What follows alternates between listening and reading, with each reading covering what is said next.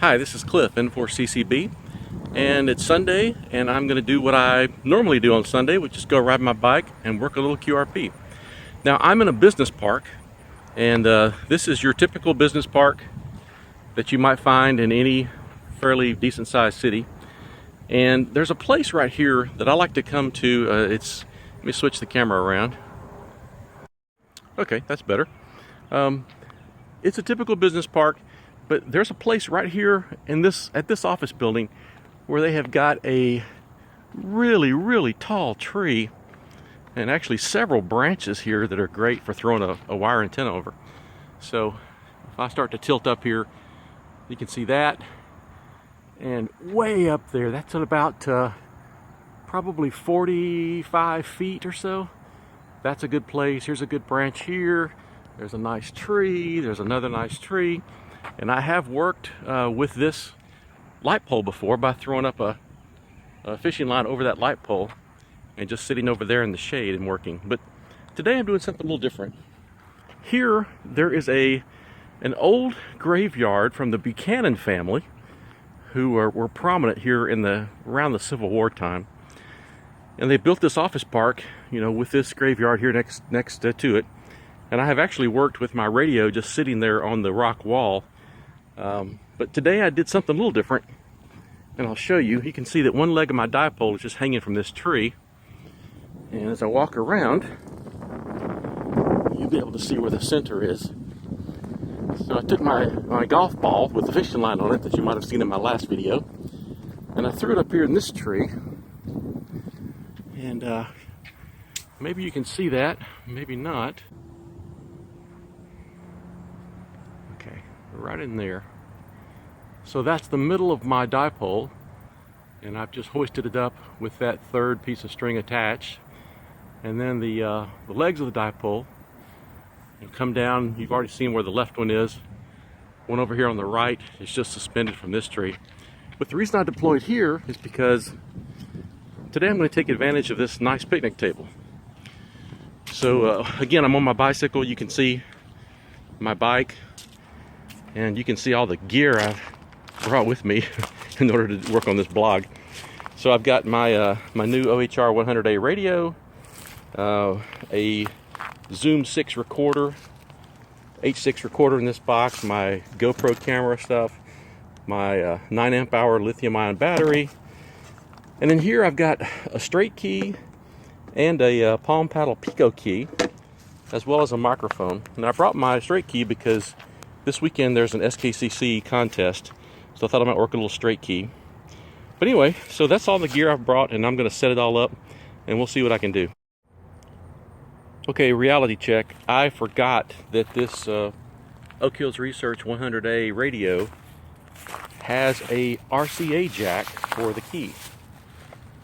Now, I don't want to gripe too much, but why an RCA jack? Has anybody put an RCA jack on a radio for a key in 20 years? Anyway, it'd be nice if there was an option to just get the 3.5 millimeter jack. So because of that, and because I don't have an adapter, my J38 straight key here is just going to go begging, and I'm not going to be able to work the Straight Key Century Club contest. So, but anyway, I do have this little palm paddle Pico paddle here, and it's very small, and it's nice to take when you're out working QRP. So I can use that instead.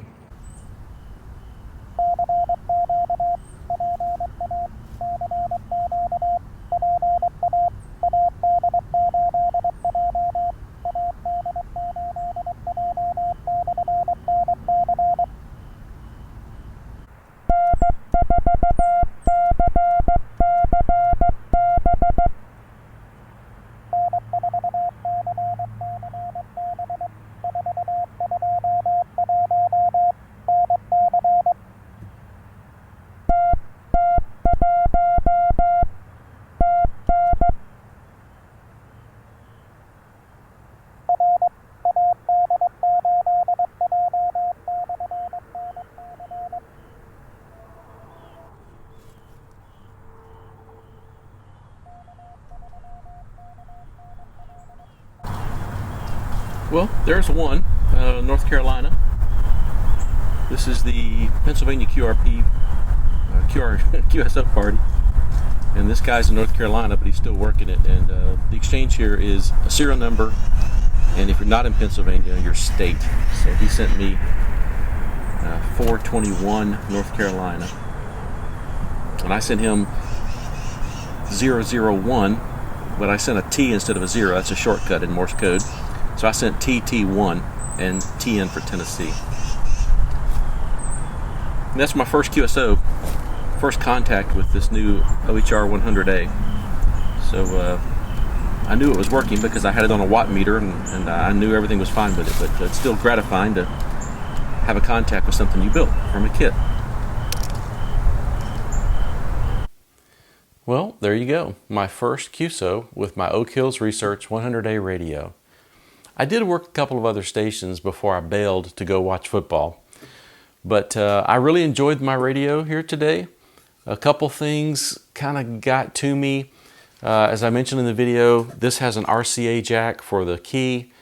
And I haven't had a radio with an RCA jack since an old Tentec that I had a while back. So I would have appreciated the 3.5 millimeter option for this jack.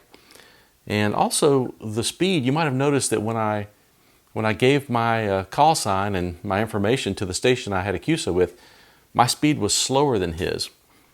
Well, I had forgotten, to change the paddle speed ahead of time. I generally like to try to match the other person's speed. And when I started sending my call sign, I noticed that it was quite a bit slower, but I was afraid to just reach behind the radio and blindly turn it up. I did after that QSO, but still, it would have been nice if there was some kind of way to know what the speed is without just having to, send some dots and dashes over the air while you're adjusting this. There's no switch on here to be able to turn off the final transistors while you can just generate the side tone and change the speed.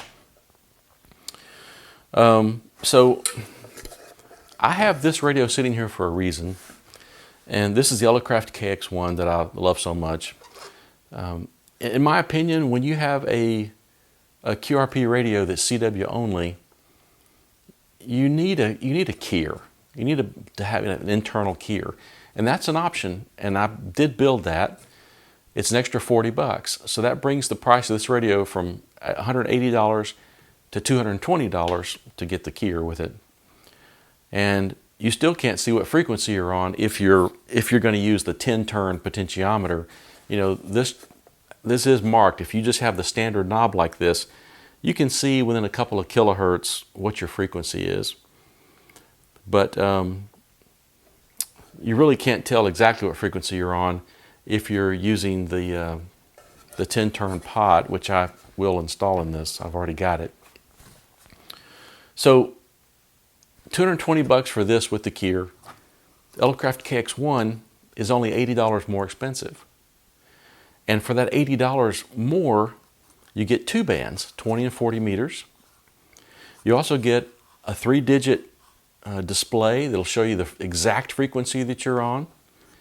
And you can set the speed of the keyer. It's got a built-in keyer as well. You can set the speed here digitally, so you'll know what the speed is before you send any dots or dashes without having to do that. Both radios have AF gain, RF gain, and filtering. They both work well with that. This has some upgrade options. You can get the 30 meter and 80 meter band option to turn this into a 4-band radio. This also has an optional antenna tuner that you can build to go inside here.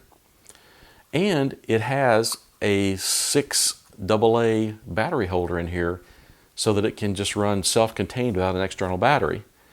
That's not an option on this, although you could home brew something if you wanted to.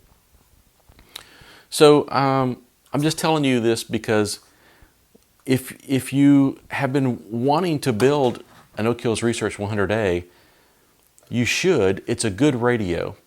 However, if you've got $300 to spend, in my opinion, you'd be better served to spend your $300 on this radio and have a lot more capability than spending $220 on this one that includes the keyer.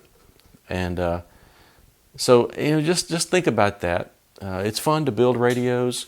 There's no reason why you couldn't build both of them, over time. Either one make a great birthday present or Christmas present. So that's kind of my take on it. I'm glad I built it. I really am. But as far as some shortcomings of it, I definitely saw them today in the field.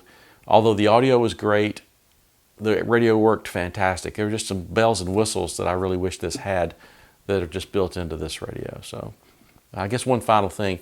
If you saw my video on why QRP works, you know that it takes 4 times the power to register one additional S unit on the receive side. This radio is capable of putting out up to about 7 watts. Although, with the adjustment in the back, there's just a place for to put in a screwdriver and turn this up or down, whatever you want. This one's set to 5 watts because that's kind of our limit for QRP. This one can't put out 5 watts. It only puts out about 3 watts or so. But, that's a half S unit less than this. And I would defy you to blindfold yourself and listen to some signals on the radio and see if you can tell a signal that's a half an S unit louder or softer.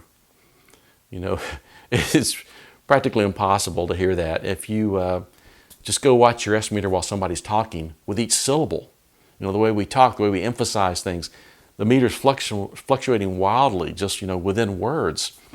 So the half an S unit is, to me, is not even something to think about. I wouldn't hesitate to put out 3 watts with this, and I wouldn't wish I had an extra 2 watts, for this radio. So anyway, that's it. It's 1:30 in the morning, and I'm rambling as I often do. So I'll go ahead and wrap this up.